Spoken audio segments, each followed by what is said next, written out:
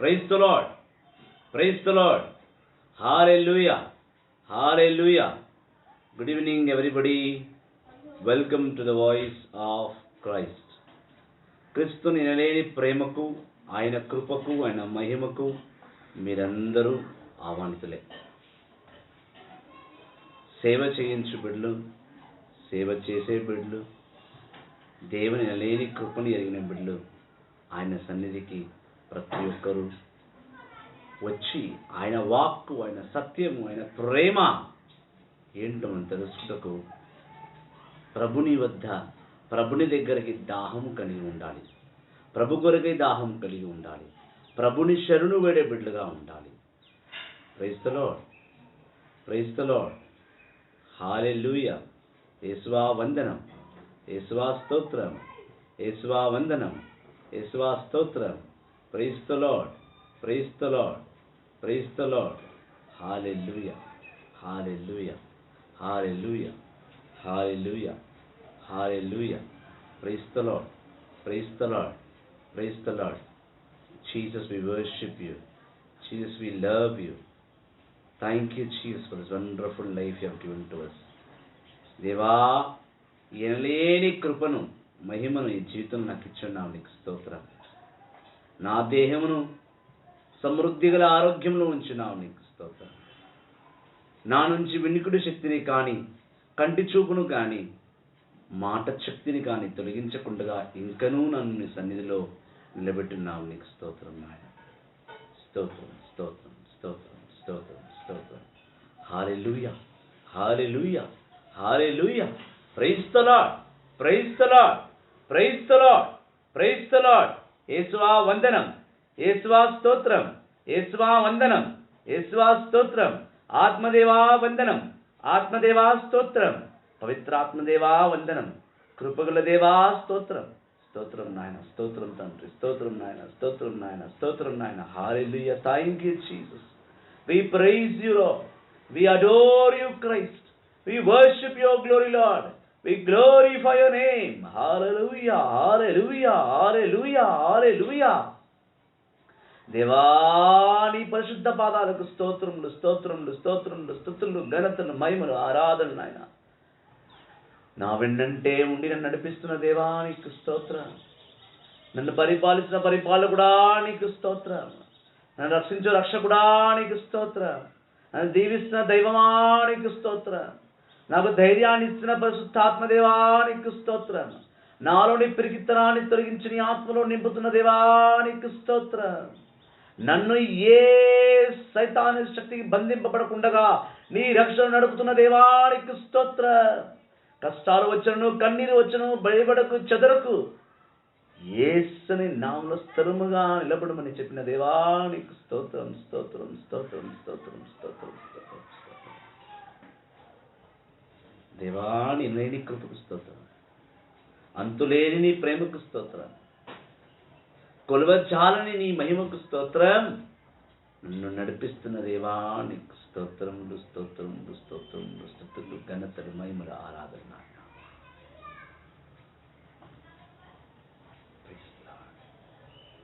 We worship you, Jesus.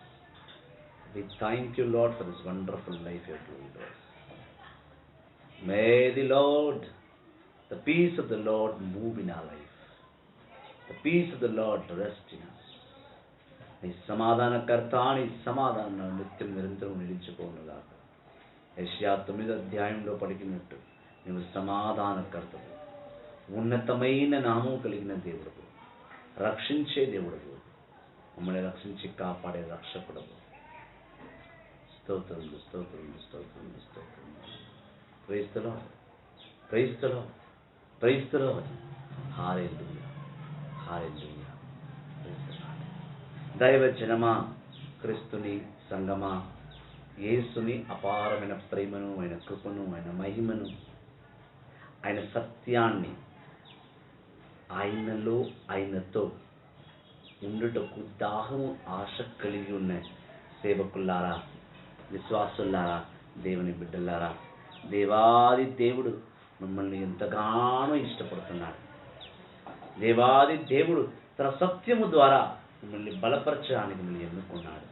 యెషయా 60 అధ్యాయము, లూకా 4 అధ్యాయంలో దేవుడు అంటున్నాడు, నిన్ను ఎన్నుకున్నది దుఃఖము కలిగిన వారికి సంతోషాన్ని ఇవ్వడానికి, అనారోగ్యంగా ఉన్న బిడ్డలను పరలోక స్వస్థతతో నింపడానికి, నా వాక్కులో నా వచనంలో నడుపుటకు మిమ్మల్ని ఎన్నుకున్నాను. నా ఎంపిక, నా ఎన్నుకున్నము సర్వసాధారణమైనది కాదు.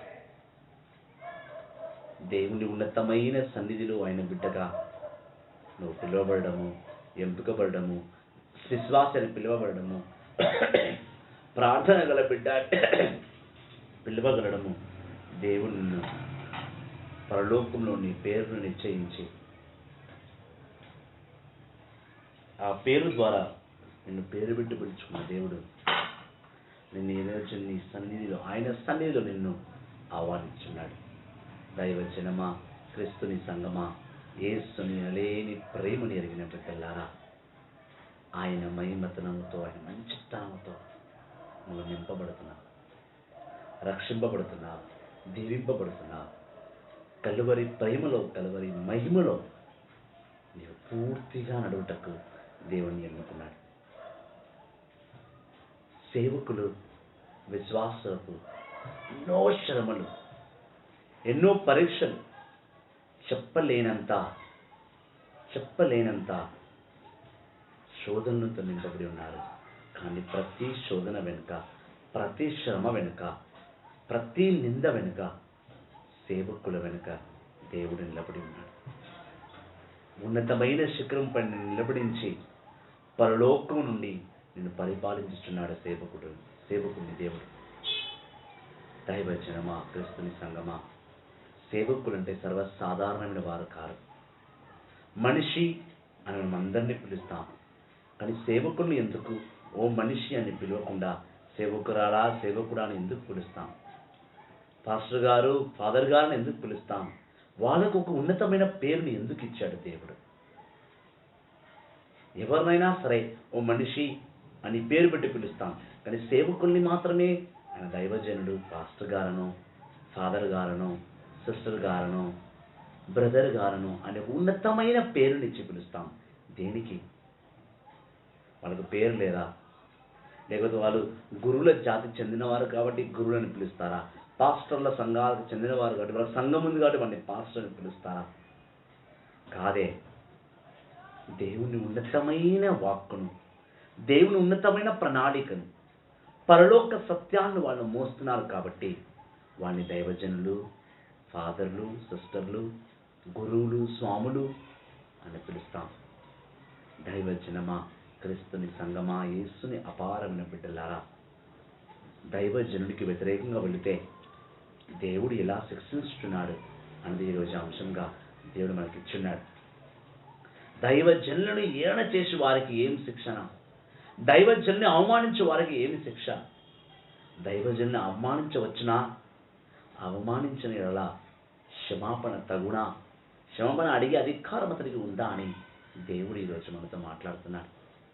కావున దైవజనమా, క్రీస్తుని సంగమా, మనం వాక్కులోకి వెళ్ళడానికి మునుపు ప్రార్థన చేసుకుని ప్రభువు వాక్కులోకి వెళ్దాం. ముందుగా దేవుని సన్నిధిలో మనం ఆయన పిలుచుకొని మన హృదయంలో విన్నపాలను, మన మనసున్న ప్రతి కష్టంలో కన్నీని ఆయనకు సమర్పించుకుంటూ ఆయన వద్ద మనం ప్రార్థిస్తాం. చేతులు జోడించి కళ్ళు మూసుకొని ప్రార్థిస్తాం. సర్వశక్తి గల పితైన సర్వేశ్వర, కృపకు ఊటైన దేవా, నా ఆత్మీయ తండ్రి, నా ఆలోచనకర్త, ఆది సంపూర్ణుడు, ఆదియం నీవే, అంతము నీవే, జీవము నీవే, మరణము నీవే, మహోన్నతుడు నీవే తండ్రి. కల్వరి నాదా, ఆపద కాలమందు ఆదుకునే ఓ నా ఆపద బంధవా, నా రక్షించు నా రక్షక, దేహి అని అర్థించినప్పుడు దేవుడుగా నా ముందు నిలబడి ఏకైక దేవుని యెహోవా నీకే స్తోత్రులు, స్తుతులు, ఘనతలు, మహిమలు, ఆరాధనలు చెల్లింపబడినగాక. యేసయ్యా, నీ ఉన్నతమైన ప్రేమను బట్టి, కృపను బట్టి నన్ను నడిపించండి దేవా. నీ మహిమలో నన్ను దీవించండి తండ్రి. నీ కృపను బట్టి, నీ మహిమను బట్టి ప్రభువా, నీ పరలోక అభిషేకం నాలో నిలుపుము దేవా. తండ్రి, అనాథలుగా ఉన్న వారికి నీవే దేవుని నిలబడ్డావు. కష్టాల్లో ఉన్నవాడికి నీవే శరణు నిలబడ్డావు. ఆపద అన్న తర్వాత నీవే ప్రతిగా గుర్తొస్తావు ఆయన. సత్యగల తండ్రి, జీవగల ప్రభువా, నా ఆత్మీయ తండ్రి, కృపకు పాత్రుడైన యేసయ్యా, మాలోని సమస్త పాపాలను తొలగించి నీవు చిన్న రక్తము చే మమ్మల్ని శుద్ధీకరించి మమ్మల్ని అభిషేకించండి దేవా. మహోన్నతుడా మా మంచివాడ, మహోన్నతుడు తండ్రి, నీ ప్రేమను బట్టి, నీ మహిమను బట్టి, నీ రక్షణను బట్టి మాలోని వాక్కుల నుంచి కృపను దయచి మాలోని పాపాన్ని అంతరించి మాలోని పాపాన్ని తీసివేసి నీ పవిత్ర ఆత్మచే మమ్మల్ని అభిషేకించమని ప్రతి ఒక్క అనారోగ్యం బిడ్డని జ్ఞాపకం చేసుకున్నాను. ప్రతి ఒక్క దరిద్రమైన బిడ్డని ఆధీనంలో ఉంచుకో ప్రభు. ప్రతి ఒక్క ఆర్థిక ఇబ్బందుల బిడ్డల్ని ఆధీనంలో ఉంచుకో తండ్రి. జీవితంలో విజయమే చూడలేని బిడ్డలతో నీ విజయ కీర్తనమైన జెండాని ఎదిరించండి నాయన. ప్రతి హృదయం, ప్రతి ఆత్మ, ప్రతి కళ్ళు, ప్రతి చెవులు, ప్రతి మాట నీదై, నీకై, నీలోనే ఉండునుగాక. ఆమేన్, ఆమేన్, ఆమేన్. పరలోకమందున్న మా యొక్క తండ్రి, మీ నామం పూజింపబడునుగాక, మీ రాజ్యం వచ్చునుగాక, మీ చిత్తం పరలోకమందు నెరవేరినట్టు భూలోకమందు నెరవేరునుగాక. నాటికి కావలసిన అన్నము మాకు నేటికి ఇవ్వండి. మా అప్పడ్డ వారిని మేము మన్నించినట్టు మా అప్పులను మీరు మన్నించండి. శోధని ప్రవేశింపక కీడును రక్షించండి. ఆమేన్. Our Father in heaven, holy be your name, your kingdom come, your will be done on earth as it is in heaven. Give us today our daily bread. Forgive us our trespasses, as we forgive those who trespass against us. And lead us not in temptation, but deliver us from all evil. In the name of the Father, and of the Son, and of the Holy Spirit. Amen. Praise the Lord. Praise the Lord. Praise the Lord. Praise the Lord. Praise the Lord. Praise the Lord. Hallelujah. Hallelujah. Hallelujah. Hallelujah. Hallelujah. Hallelujah. Hallelujah. Hallelujah. Praise the Lord. యేసువా వందనం, యేసువా స్తోత్రం. ఈరోజు దైవ వాక్కు సంఖ్యాకాండము 16వ అధ్యాయము 1 నుండి 5, 6 వచనాల వరకు మనం ముందు ధ్యానిస్తాం. Numbers chapter 16 verses 1 to 6 to 7 onwards. Korah, son of Azar, from the Levitic clan of Kohath, rebelled against the leadership of Moses. He was joined by 3 members of the tribe of Reuben, Dathan and Abiram, the sons of Eliab, and 1 son of Peleth, and by 250 other Israelite members and well-known leaders chosen by the community. They assembled before Moses and Aaron and said to them, You have gone too far. All the members of the community belong to the Lord, and the Lord is with all of us. Why then, Moses, do you set yourself above the Lord's community? When Moses heard this, he threw himself on the ground and prayed. Then he said to Korah and his followers, Tomorrow morning the Lord will show us who belongs to him. He will let the one who belongs to him, that is the one he has chosen, approach him at the altar. Tomorrow morning you and your followers take fire pans, put live coals and incense on them, and take them to the altar. Then we will see which of us the Lord has chosen. You Levites are the ones who have given too far. Moses continued to speak to Korah. Listen, you Levites, do you consider it a small matter that the God of Israel has set you apart from the rest of the community so that you can approach him? Perform your service in the Lord's tent and minister to the community and serve them. He has let you all the other Levites have his honor, and now you are trying to get the priesthood too. This is the word of the Lord. Thanks be to God. ఇది దేవుని బహు గొప్ప కనివిప్పు కలుగు వాక్యము. దేవా నీకు లేని స్తోత్రములు, నీకే ఘనత మహిమ చెల్లింపబడుతున్నగాక. 1 కొరింథీయులకు రాసిన లేఖ 10వ అధ్యాయము 31వ వచనం. దైవ జనమ, క్రీస్తుని సంగమ, యేసుని అపారమైన బిడ్డలారా, దేవాది దేవుడు ప్రతి సంఘానికి, ప్రతి చర్చ్కి ఒక దైవ బిడ్డను నియమించుకున్నాడు. మోషే కాలంలో దేవుడు ఇజ్రాయేలు ప్రజలను ఐగుప్తు నుండి కానానుకు నడిపించే సమయంలో మోషేని ప్రధాన ప్రవక్తగా, ఆరోన్ని ప్రధాన యాజకుడుగా, ఆలయానికి యాజకుడుగా, మరియు లేవీయులందరినీ కూడా దైవ సేవకు ఎన్నుకున్నాడు. ఇలా దైవ సేవకు ఎన్నుకున్నప్పుడు దేవుడు మోషేకి ఏం చెప్తాడో మోషే ఆరోన్తో సంప్రదించి ఈ ఇద్దరు కలిసి అక్కడ ఉన్న యావత్ ఇజ్రాయేల్ ప్రజలకి దేవుడు ఇలా మిమ్మల్ని చేయమన్నాడు అని మధ్యవర్తిగా నిలబడి ఉన్నాడు. అనగా దేవుడు మోషేని ప్రవక్తగా పిలుచుకున్నాడు. నిర్గమకాండం 7వ అధ్యాయంలో చూసిన దేవుడు మోషేని మంచి స్నేహితుడుగా, ఒక మంచి ప్రవక్తగా ఎన్నుకొని ఉన్నాడు. ఆయన ఎన్నుకున్న దాన్ని బట్టి ఆ మోషే ద్వారా ఇజ్రాయేల్ ప్రజలందరినీ కూడా ఐగుప్తు నుండి దేవుని ప్రామాణిక స్థలమైన కానానుకు నడిపించుటకు వాని త్రోవలోకి తీసుకుని వెళుతున్నాడు. వెళుతున్న సమయంలో కోరా ఇజారు కుమారుడు అనగా లేవికి 3 పిల్లలు, గెరిషోను, కోహితు, మెరారి. అందులో కోహిత్కు కుమారులు 4, ఇజారు, అమారు, ఉజ్వేలు, మరొక వ్యక్తి. ఈ 4లో దేవుడు ప్రధానంగా కోరా బిడ్డలందరినీ కూడా దేవుని మందిరంలో, దేవుని ఆలయంలో పనిచేయటకు ఎన్నుకున్నాడు. ఆరోను వంశస్థులందరినీ కూడా దేవుని ప్రధాన యాజకులుగా ఎన్నుకున్నాడు. ఇలా వీళ్ళ సేవను ఎన్నుకొని మోషే నడిపిస్తున్న సమయంలో ఒకానొక రోజు కోరా మరియు రూబెన్ గోత్రం నుండి కొంతమంది, దతాను గోత్రం నుంచి కొంతమంది, అభిరాము గోత్రం నుండి కొంతమంది, మరియు 250 మంది, ఇలా ఒక 250 మంది గ్రూప్గా ఫామ్ అయ్యి మోషే దగ్గరికి, ఆరోన్ దగ్గరికి వెళ్ళి మోషే ఆరోన్ల మీద తిరగబడుతున్నారు. ఏమని తిరగబడుతున్నారంటే, నువ్వు ఎవరు మా మీద పెత్తనం చెలాయించడానికి? నీవొక్కడవే దైవజనుడవా? నీవొక్కడవే దైవ బిడ్డవా? మేమందరం దైవ బిడ్డలం కామా? మేము కూడా దైవ బిడ్డలమే. దేవుడు నీ ఒక్కరితోనే మాట్లాడతాడా? దేవుడు నిన్ను మాత్రమే వీడి ద్వారా నడిపించబడమన్నాడా?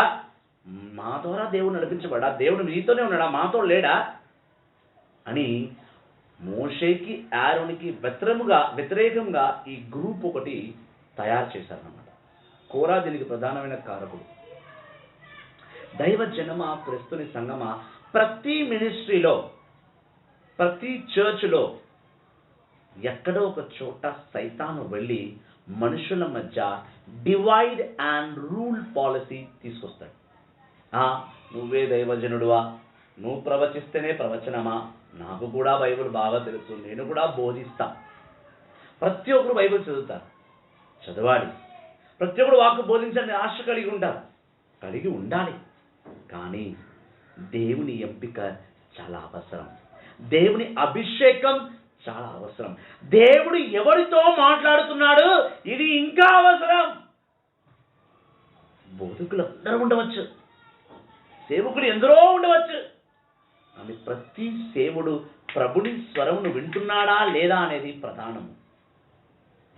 దేవుడు ప్రతి ప్రార్థనలో, ప్రతి ఆరాధనలో ఆ సేవకుడితో మాట్లాడుతున్నాడా లేదనేది ఉన్నతమైన స్థితి, ఉన్నతమైన ఆశీర్వాదము. అందుకే గలితీయులకు రాసిన లేఖ 1వ అధ్యాయం 10వ వచనం అంటుంది, ఈ మానవుడు అప్రూవల్ మనకు అవసరం లేదు. ఈ మానవుడు నన్ను దైవబిడ్డగా గుర్తించాల్సిన అవసరం లేదు. ఈ మనుషుల్ని మెప్పించాల్సిన అవసరం నాకు ఏమాత్రము లేదు.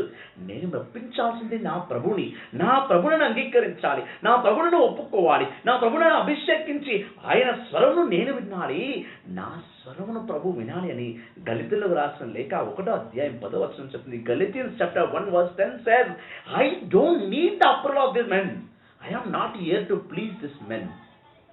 I am here to please my God. My God gave me authority.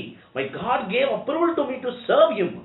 And He prophesies things to me that I bring the message of God to this world and I preach, I prophesy, I command, I obey. దేవుని మాట, దేవుని సత్యము తెలిసిన వాడే దైవజనుడు. కొంతమంది short కట్లో సేవకులు అయిపోవాలని చెప్పేసి ఎదురి సేవకు వాడు ఎంతో గొప్పవాడు, వాడి దగ్గరికి వేల మంది వస్తున్నారు, వాడిని కాళ్ళు మొక్కుతున్నారు, వాడితో గంటలు మాట్లాడుతున్నారు, ప్రార్థన అనగానే వాని దగ్గరనే పరిగెడుతున్నారు అని చెప్పేసి కుళ్ళుకొని వాడు ఒకడైనా దైవజనుడు, మేం కాదా, మా సంఘం లేదా అని ద్వేషించుకొని వాడి మీద చాడీలు చెప్పడం సర్వసాధారణమైన సంగతిగా సంఘాల్లో మారిపోయాయి. దేవుడు దాన్ని ఇష్టపడట్లేదు. దేవుడు ఎవరి కొరకై పని చేస్తున్నారు? దేవుని బిడ్డ దేవుని స్వరాన్ని, దేవుని వాక్కును వినుటకు ఎంతగా ఇష్టపడుతున్నాడు. ఆయన వాక్కు కొరకై ఎక్కడికి పంపినా నేను వెళుతానని ధైర్యంగా నిలబడే సేవకుడే సత్యమైన సేవకుడు. ఒక సేవకుడిని చూసి మరొక సేవకుడు కుళ్ళుకోవడంలో అర్థమే లేదు. దేవుడు ఇష్టపడింది కార్యం. అదే జరిగింది మోషే సమయంలో. మోషేని వీళ్ళు ఎదురిస్తున్నారు. ఓ మోషే, ఆరోన్, నువ్వు చెప్పిందే మేము వినాలా? నువ్వేనా దైవజనుడివి? మేము దేవుని బిడ్డలం కామా? దేవుడు మిమ్మల్ని ఎంతగా అభిషేకిస్తున్నాడో మమ్మల్ని ఎంత అభిషేకిస్తాడాయా? ఇక మీ మాట మేము వినము. ఏమున్నా మేము డైరెక్ట్ దేవునితోనే కాంటాక్ట్ పెట్టుకుంటాం. నువ్వు మధ్యవర్తిగా మాకు అవసరం లేదు. పక్కన వైదొలుగు, పక్కన జరుగు. ఆలయాన్ని మాకు అప్పచెప్పు. ఆలయాన్ని మాకు అప్పచెప్పు. మేం సేవ చేస్తాం, మేము గురువులుగా ఉంటాం, ప్రీస్ట్గా మేము ఉంటాం. నువ్వేంది, నీ ఆరోన్ ఏంది, పక్కన జరుగు. మీ కుటుంబంకేనా ఈ ఆలయం? ఎందుకంటే మోషే వాళ్ళ అన్నయ్య ఆరోన్. దేవుడు ఒక కుటుంబం నుండి ఇద్దరిని ఎన్నుకున్నాడు. ఆరోన్ పెద్దవాడు, మిరాయిం రెండో సహోదరి, మూడోవాడు మోషే.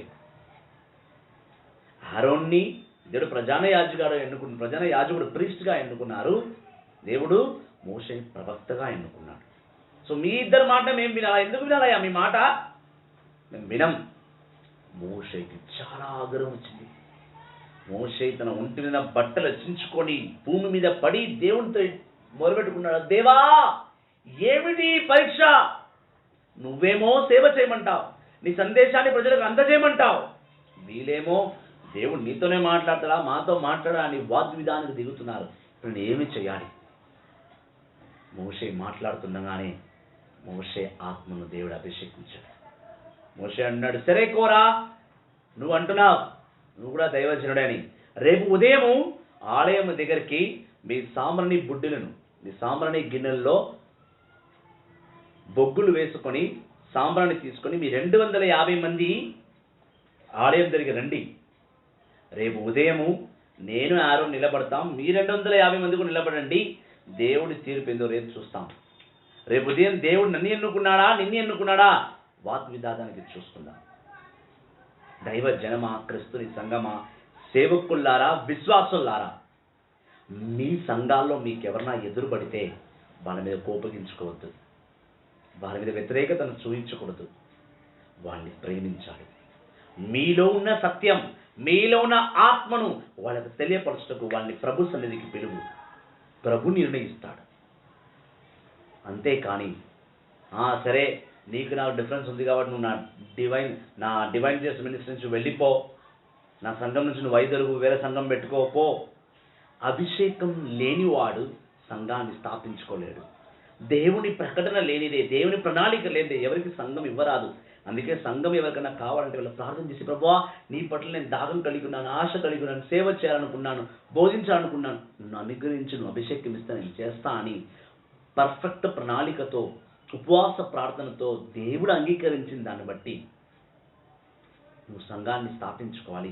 దేవుని అనుగ్రహం ఉండాలి నీ సంఘం పైన. 2005 2006 అనుకుంటాను, నా జీవితంలో కూడా ఇదే అధ్యాయం, ఇదే వచనము నా జీవితంలో కూడా నన్ను పలకరించి వెళ్ళింది. నేను ఆలయాన్ని నడిపేటప్పుడు, సంఘాన్ని నడిపేటప్పుడు అప్పుడు నేను చాలా యంగ్గా ఉన్నాను. అంటే ఇప్పుడు ముసలివాడని కాదు, అప్పుడు 20 ఏళ్ళలో ఉన్నాను, ఇప్పుడు 30 ఏళ్ళలో ఉన్నాను. అంతే. I was 20+ there, now 30+ year. సడన్గా నాకు నమ్మదగిన వారే నా దగ్గరికి వచ్చి, నువ్వు ఆలయాన్ని నడపడానికి వీల్లేదు, నువ్వు వచ్చే డబ్బులన్నీ, ఆలయానికి వచ్చే డబ్బులన్నీ మింగేస్తున్నావు, సొంతంగా ఖర్చు పెట్టేస్తున్నావు, నేను అధికారిని, నన్ను అడిగి ఏం చేయట్లేదు, అంతా నీ సొంతంగా చేసుకుంటున్నావని నా దగ్గర నుండి నా మీద ఒక నింద వేసి, నా దగ్గర నుండి ఆ ఆలయంకు సంబంధించిన తాళాలని తీసుకొని నా చేతి కింద సేవ చేసే బిడ్డలకు, ఇద్దరు అమ్మాయిలకి ఆ తాళాలు అప్పచెప్పి మీరు నడిపించండి అన్నారు. నేను ఏమీ మాట్లాడలేదు. చాలా దీనంగా ఏడ్చాను. నేను నా ప్రతి కష్టాన్ని, ప్రతి ఆలోచనను ప్రభు కొరకై ఇచ్చి ప్రభు రాజ్యాన్ని స్థాపించాలి. ఈ ఉన్నతమైన చిన్న ఆలయాన్ని ఒక పెద్ద ఆలయంగా నేను స్థాపించుకోవాలి. చిన్న సంఘాన్ని దేవుడు ఇచ్చాడు, చిన్న సంఘాన్ని పెద్ద సంఘంగా నడిపించుకోవాలని నేను ఆశపడుతుంటే నా వారే నాకు వ్యతిరేకంగా మారాలి అని బాధపడ్డాను. అప్పుడు ఆ సమయంలో దేవుడు ఒకటే మాట అన్నాడు, 7 రోజులు వాళ్ళని విడిచిపెట్టాయి, 7 రోజుల తర్వాత నా తీర్పును చూస్తా. 7 రోజులు నేను చాలా భయపడ్డాను, మనిషిగా ఆందోళన చెందాను. 7 రోజుల తర్వాత ఆ ఇద్దరు సహోదరులు వచ్చి, ఇద్దరు సిస్టర్స్ వచ్చి ఎవరైతే నాకు వ్యతిరేకంగా వెళ్ళారో ఆ బ్రదర్ ముందు తాళాలు అప్పచెప్పి వాళ్ళు చెప్తారు, అయ్యా ఈ ఆలయాన్ని మేము నడపలేమండి, ఆయన నడిపేలా మేము నడపలేము. పైగా మేము ఆయన ప్రకారము, ఆయన మమ్మల్ని దేవుళ్ళు నడిపిస్తేనే మేము నడుస్తున్నాం. ఇప్పుడు ఆయనకు వ్యతిరేకంగా వెళ్ళి మేము నిలబడలేము. ఆయన అడుగులో అడుగు వేస్తామే తప్ప ఆయనకు ముందు వెళ్ళి మేము అడుగు వేయలేము. ఆనాడు వాళ్ళ తాళాలు వాళ్ళకి అప్పచెప్పేసి పక్కన జరిగిపోయారు. ఆ బోధకుడు తాళాలు తీసుకొని తను 1 మాసం నడిపించాడు. దాని తర్వాత ఆయన కూడా 2 రోజుల తర్వాత తాళాలు నాకు ఇచ్చి, ఇంకా నువ్వే నడిపించగలవు, నా వల్ల కాదు అన్నాడు. కరెక్ట్గా 5-6 సంవత్సరాల తర్వాత అదే బోధకుడు నాతో ఒక ప్రస్తావనలో ఉన్నప్పుడు ఆయన అన్నాడు,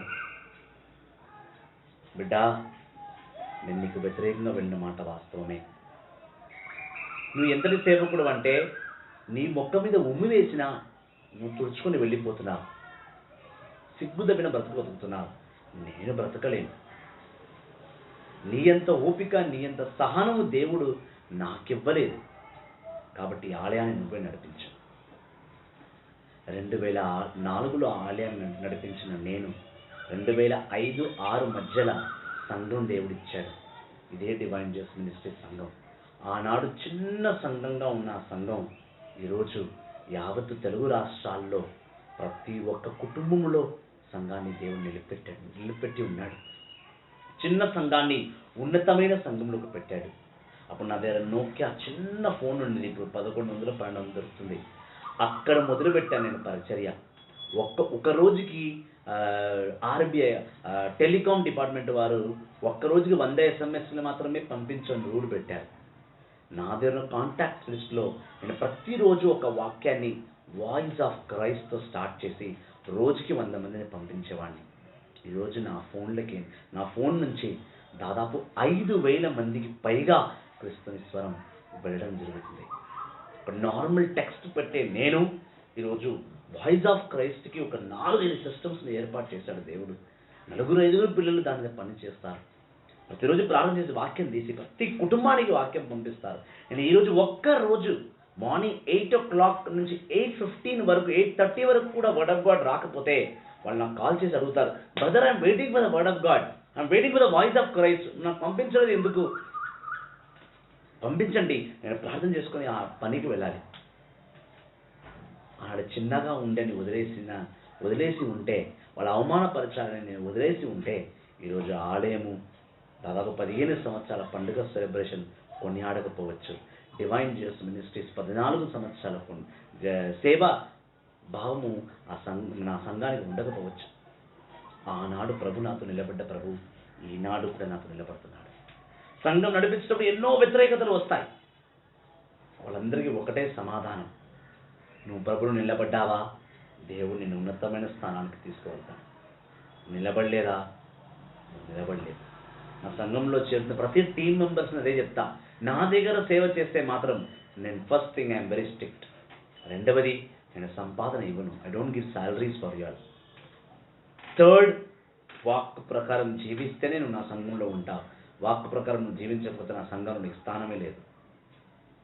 ఈ రూల్ నచ్చలేక చాలామంది వదిలి వెళ్ళిపోయారు. కానీ ఈ రూల్ నచ్చి కష్టపడి పైకి వచ్చిన వారిలో దాదాపు ఈరోజు 5 నుంచి 6 వరకు బోధకులుగా నిలబడ్డారు. ఎనలేని పేరుని, ఎనలేని కీర్తిని వాడు సంపాదించుకున్నారు. సంపాదన ఇచ్చి ఉంటే ఆ సంపాదనకే అంకితం అయ్యేవారు. కానీ ప్రభుని ఇచ్చాను, ప్రభును వాళ్ళకి అంకితం చేయించాను. ప్రభుకి వాళ్ళు అంకితం అయ్యారు, వాళ్ళకు ప్రభు అంకితం అయ్యాడు. అందుకే ఉన్నతమైన స్థానంలో నిలబడ్డారు. 25-30 మంది వరకు నన్ను వదిలి వెళ్ళిపోయారు.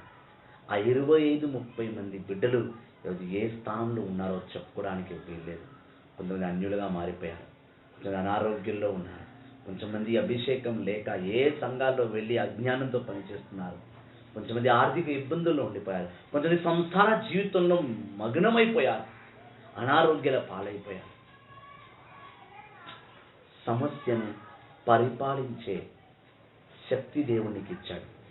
సమస్యను నువ్వు పరిపాలించాలి, సమస్య నిన్ను పరిపాలించదు. Problem should not rule over you. You should rule over the problem. That is the strength God gave to you. Every servant of God who is getting depression nowadays and leaving the service in between, get back to the Lord. Turn back to the Lord. You are not an ordinary man. You are not an ordinary woman. You are called God's child. దేవాది దేవుడు మోషేతో మోషే ఆత్మను అభిషేకించిన దేవుడు మరుసటి రోజు కోర 250 మంది దేవుని ఆలయం ముందు వాళ్ళ చేతిలో ఫైర్ ప్యాన్స్ పట్టుకొని అందులో బొగ్గులు వేసుకొని నిప్పు రావడానికి సిద్ధంగా ఉన్నారు. సాంబ్రాణి బుడ్డిలను పెట్టుకొని 250 మంది నిలబడినారు. ఆలయం ప్రధానమైన స్థలంలో మోషే ఆరోను నిలబడ్డారు. దేవుడు దిగి వచ్చాడు. సంఖ్యాకాండం 16వ అధ్యాయము మనం 11వ వచనం నుంచి చూసిన సంఖ్య 11వ వచనం నుంచి మనం చూసిన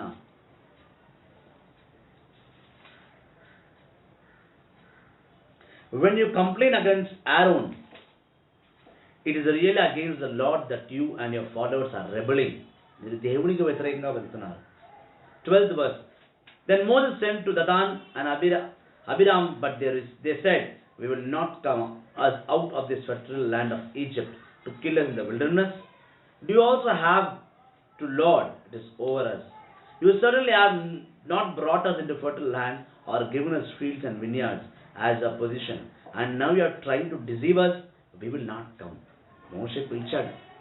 ఒకసారి వాళ్ళతో మాట్లాడి చూస్తాను, కౌన్సిలింగ్ తీసుకుంటాను.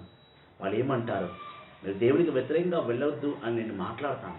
కానీ వాళ్ళని పిలుపు అందిన తర్వాత దతాను అబిరాం కుటుంబాలు అన్నారు, మేము రామ్ మోషే, నువ్వు చెప్పింది మేము వినాలా ఏంటి? నువ్వేనా మమ్మల్ని కానాను స్థలాన్ని నడిపించేది? పాలు తేనె జాలువారే కానాను స్థలానికి నువ్వేంటి మమ్మల్ని నడిపించేది? మేము పోలేమా? మేము కూడా వెళ్తాంలే, నువ్వేంటి మా మీద అధికారం చేస్తాం మోషే పా అని మోషేని ధిక్కరించిన తర్వాత దేవుడు ఇలా చేశాడు. అక్కడ 14వ వచనం, యు సర్టన్లీ 15వ వచనం, Moses was angry and said to the Lord, do not accept any offerings these men bring. I have not wronged any of them. I have not even taken any of their donkeys. Moses said to Korah, tomorrow you and your 250 followers must come to the tent of the Lord's presence. Aaron will also be there. Each of you will take his fire pan, put incense on it, and then present it all at the altar. So every man took their fire pans, put live coal and incense on it, and stood at the entrance of the tent with Moses and Aaron. Then Korah gathered the whole community, and they stood facing Moses and Aaron at the entrance of the tent. Suddenly the dazzling light of the Lord's presence appeared to the whole community, and the Lord said to Moses and Aaron, stand back from these people, I will destroy them immediately. But Moses and Aaron bowed down with their faces to the ground and said, O God, you are the source of all life, which no man sins. Do you get angry with the whole community? The Lord said to Moses, tell the people to move away from the tents of the Korah, Dathan and Abiram. Then Moses, commanded by the leaders of Israel, went to Dathan and Abiram. He said to the people, stand away from the tents of this wicked man. ఎప్పుడైతే మోషే కోరా తోటి దతన్ తోటి అబిరాముతో మాట్లాడి, చూడండి మీరు దేవునికి వ్యతిరేకంగా వెళ్ళకూడదు, వద్దండి అని చెప్పినప్పుడు మోషే మాటలు లెక్క చేయలేదు. అప్పుడు మోషే అన్నాడు, రేపు ఉదయం మీ 250 మంది కోరా వంశీయులు, దతాను వంశీయులు, అబిరామ్ వంశీయులు అందరూ ఆలయం దగ్గరికి రండి. మీ సామాన్య బుడ్డిల్ని పట్టుకొని అందరూ నిప్పుని రగిలించుకోవడానికి బొగ్గులన్నీ వేసి సాంబ్రాణితో సిద్ధంగా ఉండండి, దేవుడు మాట్లాడతాడు. సరే అని సెకండ్ డే కోరా వంశీయులు, దతాను వంశీయులు మొత్తం 250 మంది ఎవరైతే మోషేకి ఆరోన్కి అగెయిన్స్ట్గా ఉన్నారో వాళ్ళందరూ ఆలయం దగ్గరికి వచ్చారు. వచ్చిన వెంటనే మోషే ఆరోన్ నిలబడ్డారు. వాళ్ళకు ఆపోజిట్లో 250 మంది నిలబడ్డారు. దేవుని వెలుగు మబ్బు వచ్చింది. వచ్చిన వెంటనే దేవుడు మోషేతో ఏం మాట్లాడలేదు. ఆరోన్ని మోషేని ఏమైంది ఇక్కడ అని అడగలేదు. డైరెక్ట్గా మోషే ఉన్నాడు, మోషే ఈ 250 మంది ఉన్నారు, ఈ ఇశ్రాయేలు ప్రజలు ఉన్నారు, నువ్వు వెనక్కిరా, నేను ఇప్పుడే వీళ్ళ మీద అగ్నిని పంపించి చంపివేస్తాను. అక్కడ దేవుడు రూబెను గోత్రంలో కొంతమంది, దదాను గోత్రంలో కొంతమంది, అభిరాము గోత్రంలో కొంతమందిని, కోరా గోత్రంలో కొంతమంది, ఈ 250 మందిని చంపడానికి సిద్ధపడలా. యావతి ఇజ్రాయేలు ప్రజల్ని చంపివేస్తా, నువ్వు వెనక్కిరా. నీకు వ్యతిరేకంగా వీళ్ళు ఎలా మాట్లాడతారు? నా దైవ బిడ్డన మోషేకి ఈ ప్రజల వ్యతిరేకంగా వెళ్ళడమా? నీకు వ్యతిరేకంగా వెళ్ళారంటే నాకు వ్యతిరేకంగా వెళ్ళినట్టే, నువ్వు వెనక్కిరా, నేను ఇప్పుడే వీళ్ళని నిప్పుతో కాల్చి వేస్తానని దేవుడు కమాండ్ చేశాడు. దేవుడు వాళ్ళ మీదకి దండెత్తడానికి వచ్చేసాడు. కానీ మోషే దేవుని ఆగ్రహాన్ని చూసి మోట నుంచి, దేవా అన్ని జీవులకు ఊట నీవు, అన్ని జీవులకు ప్రాణదాతవు నీవు, అందరి జీవితాలకు సృష్టికర్తవు నీవు, అన్ని జీవులకు ప్రధానమైన దేవుడవు నీవు, నీవు ఎలా ఒక్కరు ఇద్దరు తప్పు చేశారని అందరిని చంపగలవు? కావున ప్లీజ్ దేవా, నువ్వు అందరి మీదకి నీ కోపాన్ని తీసుకురాకు. ఈ 250 మంది నీకు వ్యతిరేకంగా మాట్లాడారు. చూడండి, మోషే వాళ్ళ వ్యతిరేకంగా మాట్లాడిన కొన్ని సంఘటనల్లో మోషేని రాళ్లతో కొట్టి చంపడానికి సిద్ధపడ్డారు. వాళ్ళు మోషేని చంపడానికి సిద్ధపడ్డారు ఈ ఇజ్రాయేల్ ప్రజలు, ఆ 250 మంది. కానీ మోషే వాళ్ళ మీద పగ పెంచుకోలేదు, మోషే వాళ్ళ మీద కోపం పెంచుకోలేదు. సరే, ఇక్కడిక్కడే ఇజ్రాయేల్ ప్రజలు 2 ముక్కలుగా విడిపోదాం, మీరు వెళ్ళాల్సిన చోటుకి మీరు వెళ్ళండి, మేము వెళ్ళాల్సిన చోటుకి మేము వెళ్తామని మధ్య త్రోవలో మోషే తన సేవను ఆపలేదు. మధ్య త్రోవలో మోషేకి ఇష్టం లేదని ఎవరిని కూడా పక్కన పెట్టలేదు. ఐగుప్తు నుండి ఎంత మందిని తీసుకొచ్చాడు, అంత మందిలో ఒక్క ప్రాణాన్ని కూడా మోషే కోల్పోలేదు, ఒక్క ఆత్మను కూడా మోషే కోల్పోలేదు. అందుకే ఎజికల్ గ్రంథము 18వ అధ్యాయంలో మనం 34-35 వచనంలో చూస్తున్నాం. ఎజికల్ చాప్టర్ 18 verse 34-35 says, దేవుడు ఒక్క నరుణ్ణి కూడా పాపములో పడిపోవడానికి ఇష్టపడట్లేదు. Ezekiel chapter 18 verses 34-35 says, God doesn't like even one soul to be perished. He wants everyone to be saved. Everyone to be saved. And God says, I will save my children because I am the God. I am their God. They are my people. I am not going to perish them. కానీ ఇక్కడ మోషే దైవజనుడు, దైవ సేవకుడు. మోషేకి వ్యతిరేకంగా వెళితే దేవునికి వ్యతిరేకంగా వెళ్ళినట్టే. నీ సంఘంలో నువ్వు కూడా దేవుని బిడ్డకు వ్యతిరేకంగా వెళ్తున్నావా? నువ్వు దేవునికి వ్యతిరేకంగా వెళ్తున్నట్టే. దేవుని బోధనను నువ్వు ఎగతాళి చేసి మాట్లాడుతున్నావా? దేవుని దీవిస్తాన్ని మాత్రం నువ్వు అనుకోకు. If you are talking against the servant of God, if you are talking against a priest, if you are talking against a sister and nun, or you are talking against a servant of God, or you are teasing their preaching and you are commanding over them, you are not listening to them, you are not obeying to them, then remember that God is going to punish you very badly. Don't ever think that God is going to just leave you like this. God will not give up those people who are talking against his servants. ఎవరైతే దేవునికి వ్యతిరేకంగా మాట్లాడుతున్నారో దేవుడు వాళ్ళని విడిచిపెట్టాడు. దేవుడు అన్నాడు మోషేకి, మోషే, ఆరోన్ వెనక్కిరా, ఈ 250 మందిని చూడు, నేను ఏం చేస్తాను ఇప్పుడు. మోషే ప్రార్థిస్తున్నాడు, వద్దు దేవా, 2-3 తప్పు చేశారని నువ్వు అందరి మీద కోపం తెచ్చుకోకుండా అయినా, నువ్వు అలా కోపం తెచ్చుకుంటే కనుక ఐగుప్తు దేశం వాళ్ళు, అమనీయ దేశం వారు, ఫిలిస్తీన్ దేశం వారు, వాళ్ళ దేవుడు మంచిగా పని చేసుకున్న వారిని తీసుకువెళ్ళి చంపేశారు. నీ అపకీర్తన నీకే వస్తుంది దేవా, నీకు అపకీర్తన వద్దు. మోషే ప్రార్థిస్తున్నాడు, మోషే వేడుకుంటున్నాడు. అందుకే మనం ఆదికాండం 20 అధ్యాయం 19వ వచనంలో చూస్తున్నాం. Genesis 20 verse 19 says, a person who prays behalf of you, a person who is praying for you is a prophet. Amos గ్రంథం 3వ అధ్యాయం 7వ వచనం పలుకుతుంది. Amos 3:7 says, God will discuss his heavenly plans with his prophets, then you will execute the plans.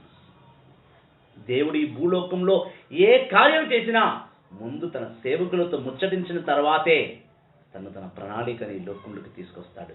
So prophets, servants of God, preachers, fathers play a important role in your life. దైవజనులు, దైవ సేవకులు, ఫాదర్లు, సిస్టర్లు నీ జీవితంలో ఒక ప్రధానమైన role play చేస్తారు. ప్రతి క్రైస్తవుడికి, కథోలిక కుటుంబానికి ఒక దైవ బిడ్డ ఉండాలి. ఎలా జీవించాలో, ఎలా నడుచుకోవాలో, ఎలా మెగులుకోవాలో వాళ్ళు మనకు నేర్పిస్తారు. ఎప్పుడైతే మోషే ప్రార్థన చేశాడో, దేవుడు ఏం చేశాడో తెలుసా? సరే నువ్వు అంటున్నావు కదా, ఈ నిమిషమే ఈ రూబేను, ఈ 250 మంది ఎవరు వ్యతిరేకంగా మాట్లాడుతున్నారో ఆ 250 కుటుంబాలను ముందు పెట్టి ప్రథమ ఇజ్రాయెల్ అందరూ కూడా వెనక్కి వెళ్ళిపోమని చెప్పు. ఎవ్వరు కూడా ఈ 250 మందిని తాకరాదు. ఈ 250 మంది దగ్గరికి ఎవరు ఉండవద్దు, వెళ్ళి చెప్పన్నాడు. ఆరోన్ పరిగెత్తుకుంటూ వెళ్ళి ఇజ్రాయెల్ ప్రజలు చెప్తున్నాడు, ఇజ్రాయెల్ ప్రజలారా, ఈ 250 మంది దేవుని నిర్దోషులు, దేవుని దుష్టమైన కార్యాలు చేసేవారు. నిర్దోషులు కాదండి, సారీ, దేవుని దోషమైన కార్యాలు చేసిన వారు, దేవునికి వ్యతిరేకంగా మాట్లాడిన వారు. దేవుడు వీళ్ళని శిక్షించబోతున్నాడు. కాబట్టి మీ ఇజ్రాయెల్ ప్రజలు అందరూ కూడా వెనక్కి వెళ్ళిపోండి. ఈ 250 మంది దేవుని శిక్షకు గురి కాబోతున్నారు. మోషే వచ్చి ఆ కోరా వంశీయులతో, దతాను వంశీయులతో, అభిరామ వంశీయులు చెప్తున్నాడు, ఇదిగో కోరా, దతాను, అభిరాము, మీరు వ్యతిరేకంగా వెళ్ళారు కదా, ఇప్పుడు చూడండి, దేవుడు ఒకవేళ మీ 250 మందిని శిక్షించాడనుకోండి, నేనే సేవకుడిని. ఛాలెంజ్ చేశాడు. మీరు సర్వసాధారణమైన మరణము కాక దేవుని శిక్ష ద్వారా మీరు మరణించబడితే మీరు దైవజనుడు కారు. దేవుడు నన్ను దైవజనుడు ఎన్నుకోవాలని మీరే తెలుసుకుంటారు. ఇప్పుడు దేవునికే తీర్పు వదిలేశాను, నేను తీర్పు విధించను అని మోషే అంటున్నాడు. అన్న తర్వాత దేవుడు ఆ 250 మంది ఎక్కడ నిలబడ్డారో ఆ స్థలమునే భూమిని చీల్చి, భూకంపమును సృష్టించి, భూమియే ఆ 250 మందిని మింగేలా దేవుడు సృష్టించాడు. 250 మంది ఆ భూమిలోకి వెళ్ళిపోయారు. బైబిల్లో ఫస్ట్ ఎర్త్ క్విక్ ఇదే, మొట్టమొదటి భూకంపం ఇదే. అందుకే చూడండి, దేవుడు ప్రమాదం ఏమైనా కలిగిస్తున్నాడంటే అది 4 పర్టికులర్గా ఉంటాయి. 1 earthquake, 2 floods, 3 disease, 4 temptation and tribulations. దేవుడు భూమిపైకి విపత్తి తీసుకురావాలనుకున్నప్పుడల్లా 4 వస్తువుల్ని బాగా వాడతాడు, 4 ఆయుధాలని బాగా వాడతాడు. 1 భూకంపము, 2 అనారోగ్యము, 3 సముద్రము పొంగి పొరలాడడం, 4 శోధనలు, వేదనలు, బాధలు. దేవుని ఆగ్రహం ఈ 4 రూపాలకి లోకం మీదకి వస్తుంది.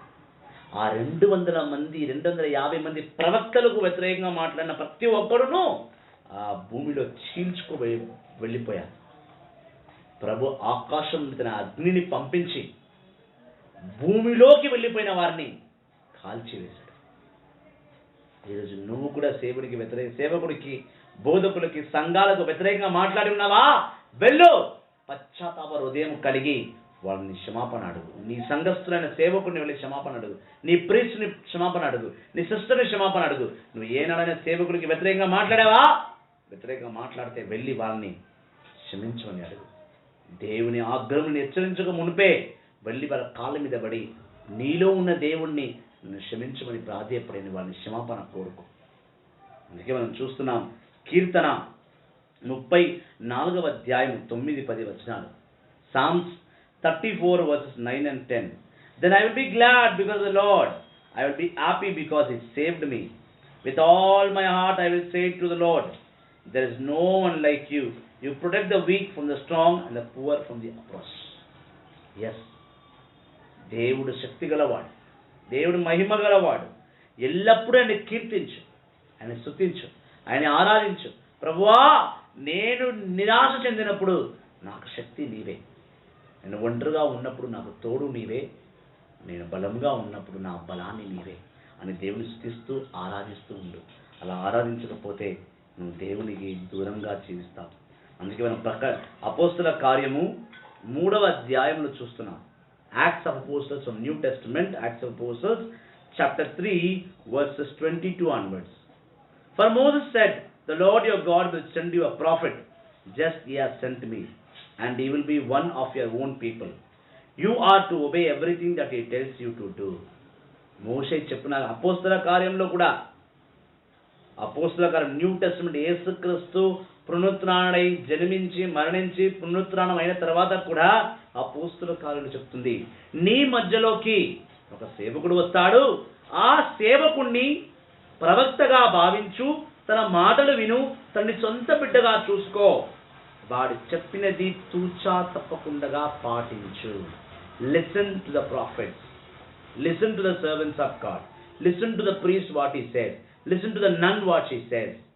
They are here in your life to lead you, they are not in your life to mislead you.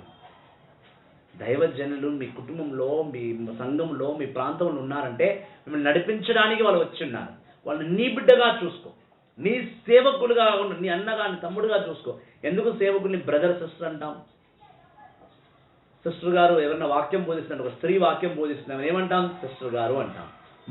ఒక మొగాయన వాక్యం బోధిస్తున్న బ్రదర్ గారు అంటారు. ఎందుకు ఆ ఏకవచనము? సహోదరుడు, సహోదరి, బ్రదర్ సిస్టర్ ఎందుకు పిలుస్తాం?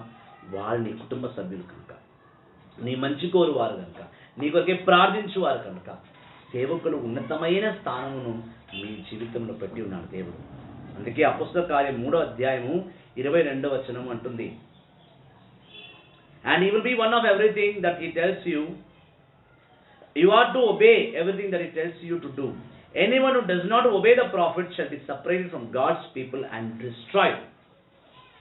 ఎవరైతే దేవుని బిడ్డను పంపించిన సందేశం వినకుండగా వాడు ఇష్టరాజ్యం చేశారు, వారు దైవ బిడ్డల నుంచి సపరేట్ చేయబడతారు. సపరేట్ చేయబడిందే కాక వాడు వినాశనానికి గురి అవుతారు. ఏముంది, ఈ బ్రదర్ రోజు లైవ్ చెప్తాడు, ఎన్నో బ్రదర్ లైవ్ చెప్తున్నారు, కన్ఫ్యూజ్ ఉంది, ఈ బ్రదర్ మాట వినాలా, ఆ బ్రదర్ మాట వినాలా, ఆ బోధన వినాలా, ఈ బోధన వినాలా, ఒకరు ఒక తీరు చెప్తున్నారు, నాకు ఏం అర్థమవుతలేదు. యాప్ ఏం వింటాము వాక్యము, యాప్ ఏం బోధిస్తాము, బోధిస్తే ఎంతమంది చూస్తారు? ఇంత ఎక్స్పీరియన్స్ ఉన్న నువ్వు బోధిస్తే 4-5 చూస్తలేదు, నేను బోధిస్తే ఎవరు చూస్తారు?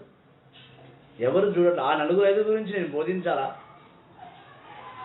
ఆ 4-5 గురించి కాదమ్మా, కాదయ్యా, ఒక్కరి గురించి ఎందుకు కాదు, దేవుడిని అభిషేకించాడు.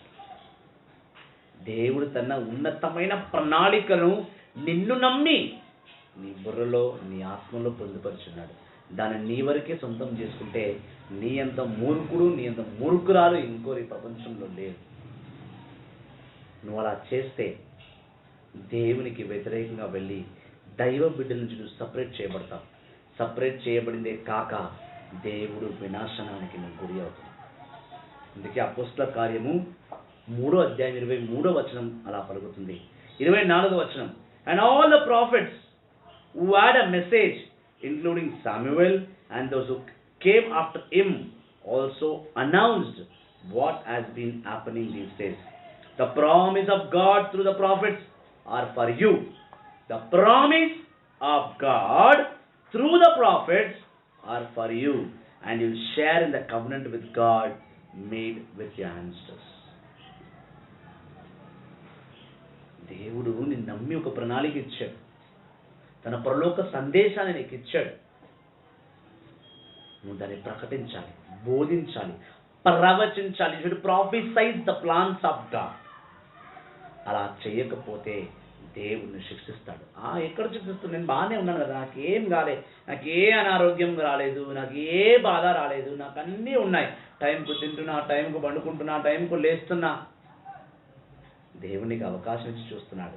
కానీ ఒక్కరోజు వస్తుంది, నువ్వు ఊహించని దినం, నువ్వు కలలో కూడా ఊహించిన దినం, నువ్వు దేవుడు నీకు చెప్పలేదు అలాంటి దినం నీ జీవితంలో తీసుకొస్తాను. నువ్వు రోజు దేవునితో మాట్లాడుతున్నావు కానీ సేవ చేయట్లేదు, రోజు ప్రార్థన చేస్తున్నావు కానీ వాక్కు బోధించట్లేదు, రోజు ఆరాధిస్తున్నావు కానీ ఆయన గురించి ప్రవచించట్లేదు.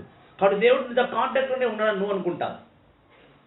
న్యాయాధిపతులు 16వ అధ్యాయం 20వ వచనం, Judges chapter 16 verses 20 says, one day the spirit of Lord will leave you and you don't know on the day when the Lord is going to leave you. దేవుని ఆత్మ ఎప్పుడు నువ్వు విడిచిపెట్టేస్తుందో నీకు తెలియదు.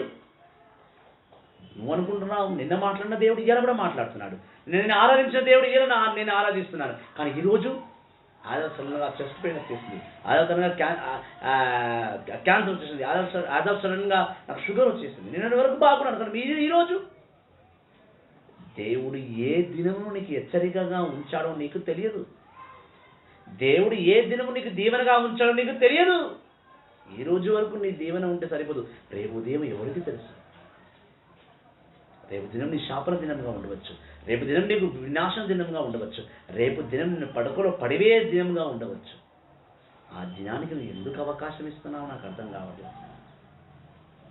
దైవజనుడు నీ దగ్గర పంపించి వాక్యాన్ని బోధించి సేవ చేయని ఒక మనిషి నీ వెనుకనే ఉన్నాడు అంటే వాడు చెప్తున్న మాటలు కాదది.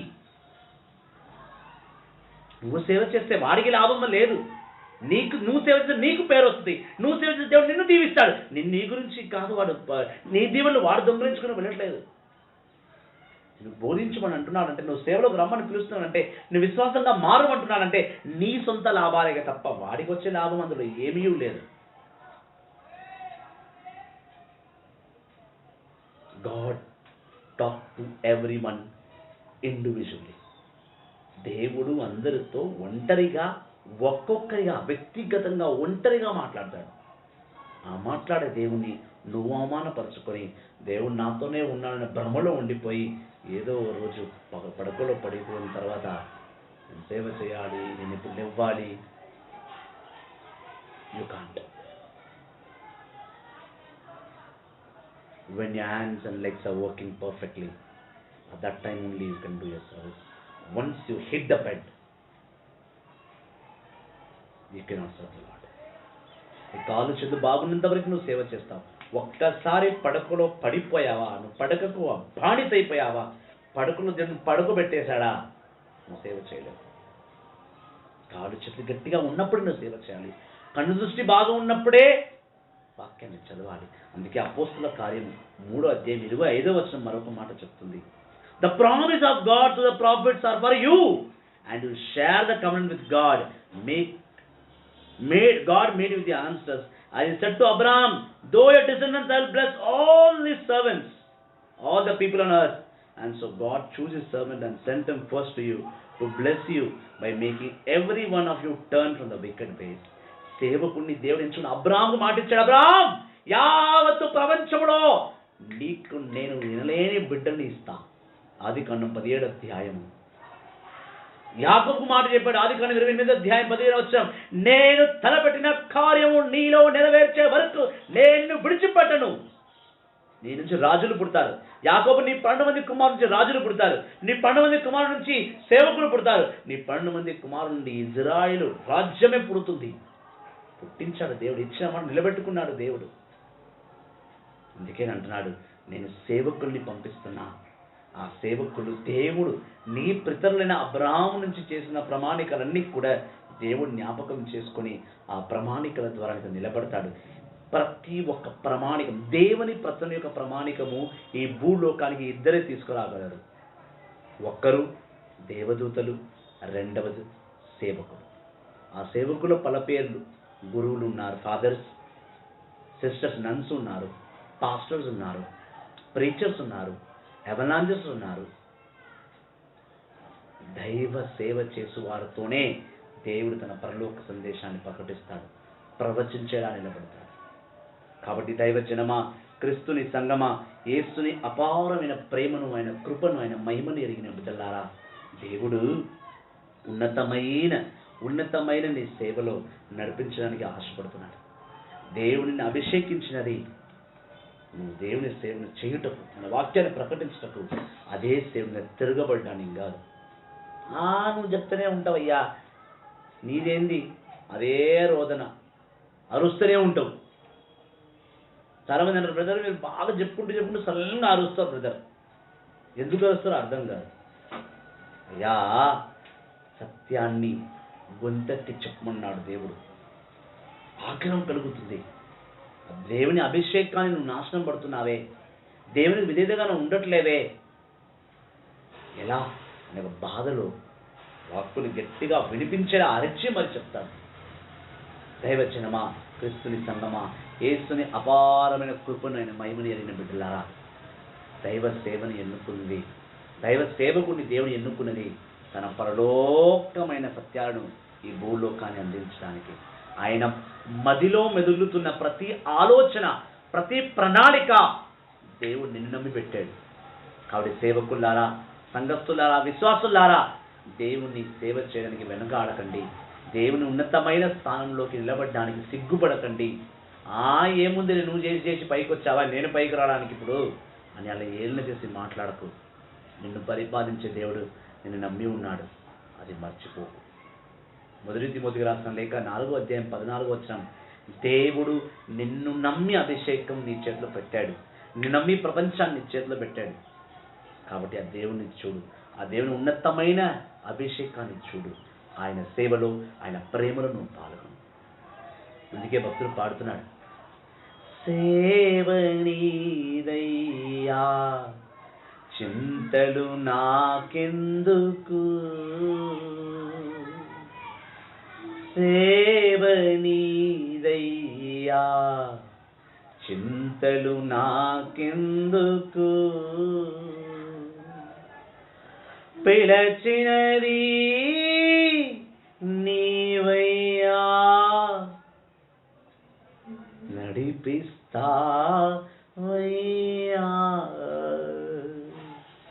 కరుడు కనువాడు నీవేనయ్యా, దాన్ని నెరవేర్చువాడవు నీవేనయ్యా, కరుడు కనువాడు నీవేనయ్యా, దాన్ని నెరవేర్చువాడవు నీవేనయ్యా,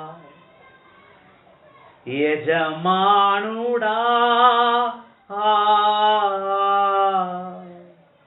యజమానుడా నా యేసయ్యా. కాబట్టి నేను నమ్మి కలలు ఎన్నో కంటున్నాడు ఆయన. ఆ కలను, ఆ నమ్మకాన్ని నువ్వు తుంచివేయకు, బెరగొట్టకు. దేవుని అభిషేకమును, దేవుని ఉన్నతమైన జ్ఞానమును, దేవుని ఉన్నతమైన ప్రవచనాలను, దేవుని ఉన్నతమైన సత్యాన్ని ఈ లోకానికి పంచు. నాకెందుకులే అని విడిచిపెట్టకు. ఇప్పటి వరకు నీతో ఉన్న ఆత్మ ఏ నిమిషమైనా నువ్వు వదిలివేయచ్చు. ఆ ఆత్మను స్థిరముగా పట్టుకొని ప్రభు నీలో జీవించు. సో దైవజనులారా, సేవను మధ్యంతరంలో విడిచిపెట్టకండి. ఎవరో ఏదో అన్నారని నువ్వు దేవుణ్ణి విడిచిపెట్టకు. అనేవారు అంటూనే ఉంటారు. ఎవరెవరు అంటున్నారో వాళ్ళ గురించి నువ్వు ఆలోచించడం మొదలు పెడితే మరి వాళ్ళెవరి గురించి ఆలోచించాలి? వాళ్ళు ఆలోచించేదే నీ గురించి కదా. కావున పరుల మాటకు వినకు, పరుల మాటను విని ప్రభుని విడిచిపెట్టకు. ప్రభుని ఉన్నతమైన స్థానంలో నిలబడు, ఆయన అభిషేకానికి పాత్రుడుగా జీవించు. కాబట్టి దైవజనులారా, విశ్వాసులారా, ఎవరైనా దైవ బిడ్డలకు వ్యతిరేకంగా మాట్లాడినా, బోధనకు వ్యతిరేకంగా మాట్లాడినా, పవిత్ర ఆత్మకు వ్యతిరేకంగా మాట్లాడినా వెళ్ళి వాళ్ళని క్షమించమని అడగండి. ఎన్నోసార్లు నువ్వు సేవకుని వ్యతిరేకంగా మాట్లాడి ఉంటా. అర్థమై మాట్లాడావో, అర్థం కాక మాట్లాడావో, ఆగ్రహంతో మాట్లాడావో, ఆలోచించి మాట్లాడావో. కానీ ఇది సత్యం చెప్తుంది, దైవ జనులకు, దైవ బిడ్డలకు వ్యతిరేకంగా మాట్లాడకు. మోషే యారోనుకి వ్యతిరేకంగా మాట్లాడిన వారిని 250 మందిని దేవుడు చంపేశాడు. దేవుడిని ఏమవుతుంది? దేవుడు చంపేస్తా నీకు వ్యతిరేకంగా మాట్లాడితే? చంపడు, కానీ ప్రతిరోజు చచ్చేలా చేస్తాడు. స్వస్థలేని ఎన్నో అనారోగ్యములు నీ దేహంలోకి వస్తూనే ఉంటాయి. ఇది సేవకులు మర్యాద రావాలని భయపెట్టించట్లేదు. నేను పలుకుతున్న మాటలు కావు, వాక్కు పలుకుతున్న మాటలు, ప్రభు పలుకుతున్న మాటలు, ప్రభు చెప్తున్న సత్యాలు. సేవకులకు వ్యతిరేకంగా వెళ్ళకండి.